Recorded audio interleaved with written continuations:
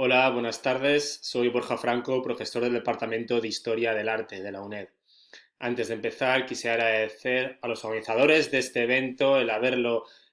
ciberorganizado, así como el permitir dar esta pequeña charla de 10 minutos sobre una pieza en cuestión que habla de una crisis. Una crisis no como la que tenemos ahora, sino de enfrentamiento interreligioso entre cristianos y musulmanes, y más en concreto con los moriscos. Los moriscos son musulmanes forzados a ser cristianos, principalmente tras la conquista de Granada, con una campaña primero pacífica de Talavera y luego mucho más agresiva de Cisneros hacia el año 1502, que supuso la conversión forzosa de los mismos, una conversión que se dio luego en la Corona de Aragón alrededor de 1520 en medio de la contienda de las Germanías. La relación entre cristianos y moriscos fue variando a lo largo de su siglo y 20 años de historia aproximadamente. Al principio, como digo, fue pacífica con Talavera, luego se complicó con Cisneros. Carlos V tuvo una política bastante asimilacionista, como demuestra la realización de la Junta de la Capilla Real de Granada, donde le permite hablar con su lengua y les permite ciertas costumbres, pero poco a poco se va complicando, principalmente por los contactos que estos moriscos, algunos de ellos, principalmente los valencianos y granadinos, los más beligerantes, contactos que tienen con los turcos a través de espías y de cartas que la corona española va encontrando, también contactos de estos moriscos con la monarquía francesa, enemiga de la española, que también perturbaba la paz interna que Felipe II buscaba en sus territorios, por tanto, una relación que se va empañando también por la existencia de ciertas órdenes religiosas como los dominicos, que se niegan en algunos casos a convertir o a realizar campañas de conversión a esta minoría y que claman poco a poco su expulsión y su consideración como una quinta columna, como un enemigo dentro, un enemigo que puede ser muy útil a los otomanos para la toma del territorio hispánico. En este momento de crisis, de conflicto que estallará ya definitivamente en 1568 con la guerra de las Alpujarras, una guerra que duró 3 años y que tuvo que ir el propio don Juan de Austria, antes de acudir a Lepanto, a pacificarla, la guerra más sangrienta en el territorio peninsular del siglo XVI, que vino por unas prohibiciones de Felipe II de ciertos privilegios que su padre les había otorgado. Como digo, en este momento de crisis nace este retablo que tenéis en imagen. No sabemos bien cuándo se termina, ha sido analizada la poca documentación conservada por Mercedes Gómez Ferrer en un par de artículos muy importantes, pero que hablamos de 1560, 1564, justo antes del estallido de esta revuelta. Es, como digo, un retablo que se encuentra despiezado, parte está en el Museo del Prado por una compra que hizo el monarca al párroco de la ciudad, aquellas obras más buenas de la mano de Juan de Juanes principalmente, y aquellas más de taller se conservan todavía a día de hoy en la parroquial de San Esteban de Valencia. Una parroquia, para situarnos, que está cerca de la morería, donde sabemos que acudían los moriscos obligados a escuchar la palabra de Dios los fines de semana, es decir, un lugar de predicación muy importante y de intento de integración de esos cristianos nuevos. Juan de Juanes es un artista muy importante, por otro lado, un artista con una formación bastante selecta, se relacionaba con Juan Bautista Agnesio, predicador de moriscos, profesor de distintos nobles como los centelles y escritor de una producción en latín de alto nivel en ese momento. También se formó alrededor del Círculo de Mencía de Mendoza, una de las mejores coleccionistas de arte en la zona valenciana, y su padre fue Vicente Macip, uno de los pintores que introdujo poco a poco esas formas de los Fernandos, pero sobre todo de Sebastián el Piombo por la llegada de piezas con la colección del embajador Vic en la zona valenciana, por lo cual una formación sólida desde el punto de vista artístico que se puede completar con un viaje a Italia que no os puedo constatar documentalmente, pero creemos que así fue, y está rodeado de un núcleo de intelectuales muy significativo. Tanto es que tenemos escritos propios de Juan de Juanes, vinculados incluso con este retablo, en la cual habla de cómo mezclar pigmentos, etc. Entonces estamos hablando de un pintor con una formación intelectual muy significativa. De todo el retablo, la tabla que más me interesa es esta, que es San Esteban predicando ante el Sanedrín cuando está acusado de blasfemo.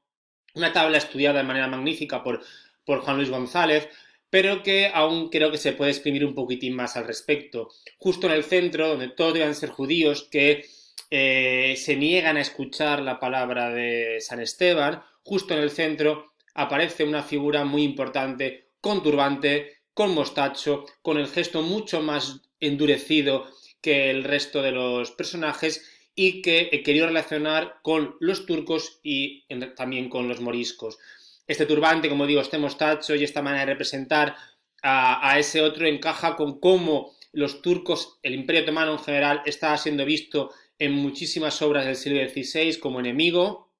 y el hecho de que se tape los oídos, de que no quiera escuchar las prédicas, encaja con la actitud de los moriscos que continúan negándose a ser cristianos y están colaborando con los turcos. Por eso hablo de un morisco a la turca o de un morisco quinto columnista, un morisco relacionado con el enemigo mediterráneo, con este turco. Como digo, tiene una gestualidad muy dura, muy poco natural si la comparamos con el resto de los personajes. Posee además dos verrugas en la cara, una en la nariz, otra en el mentón, que son deformidades físicas que desde la Edad Media se vincula con deformidades morales. Es una crítica a la moral de este personaje. También sabemos que dicen las crónicas que Mahoma tenía unas verrugas en la espalda, por lo cual la vinculación con el Islam es más que evidente, aparte por el turbante, con lo cual creo que se está criticando a este personaje que no quiere escuchar la palabra de Dios, se está criticando física y moralmente con los rasgos, con el turbante y con las verrugas.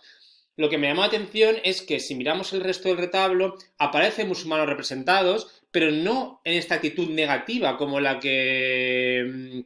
se da en la tabla de San Esteban acusado de blasfemo, y tampoco encontramos a musulmanes martirizando al santo, una tradición bastante habitual en la Edad Media e inicios de la Edad Moderna, no solo valenciana, sino española. Tenemos al lado la tabla de Joan Reixac, en la cual son judíos y musulmanes los que están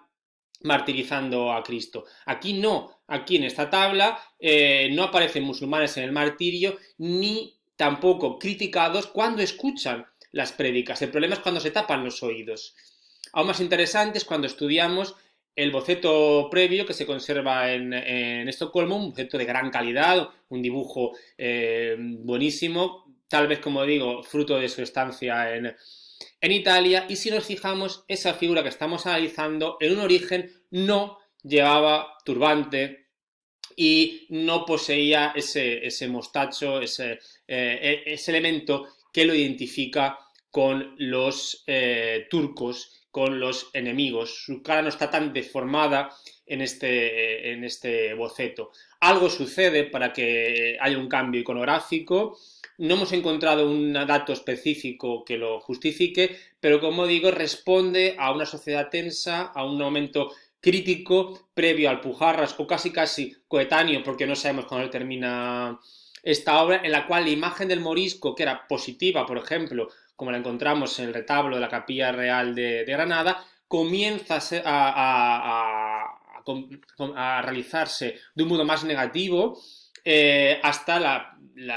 expulsión en 1614, donde ya en las imágenes que tenemos el morisco aparece ennegrecido y con un talante mucho más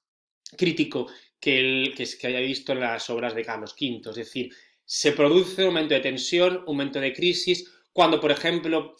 Pere de Chinchón había publicado años antes su Antialcorano, donde relaciona a los moriscos insurrectos, a los moriscos que no quieren convertirse con los turcos, y les advierte de las connotaciones morales que tiene esa relación con el turco, con el error que están cometiendo colaborando con los turcos y no escuchando la palabra de Dios. Entonces entendemos el retablo como herramienta de predicación, el retablo como elemento de comunicación entre los clérigos y la población. Podemos pensar que el cambio que se realiza del dibujo a la obra definitiva, o incluso el cambio que se produce con respecto al texto de los Hechos de los Apóstoles, donde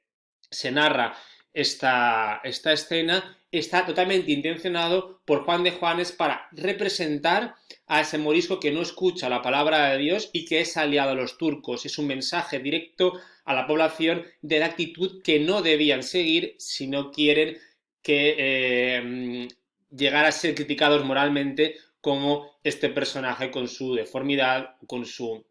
rostro más grotesco. Hay que tener en cuenta que Juan de Juanes haya participado con sus obras en la conversión de los moriscos, está al tanto de ellas por su relación con Juan Bautista Agnesio, y aquí está lanzando un mensaje muy directo a esa población que acudía a la parroquial de San Esteban. Por esas tres razones, el cambio en el boceto, la situación del resto de los personajes en el martirio y los musulmanes que sí que escuchan la palabra de Dios y que no son criticados, consideramos que en este momento de crisis hay una transformación de la imagen del morisco que se le emparenta con el turco y además se representa de manera grotesca, ¿no?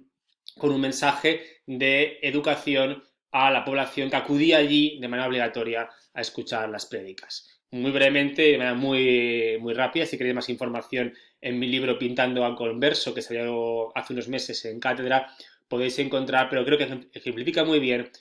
qué cambios o qué se produce en momentos de crisis, una crisis religiosa, pero que marcó la historia de nuestro país. Muchas gracias.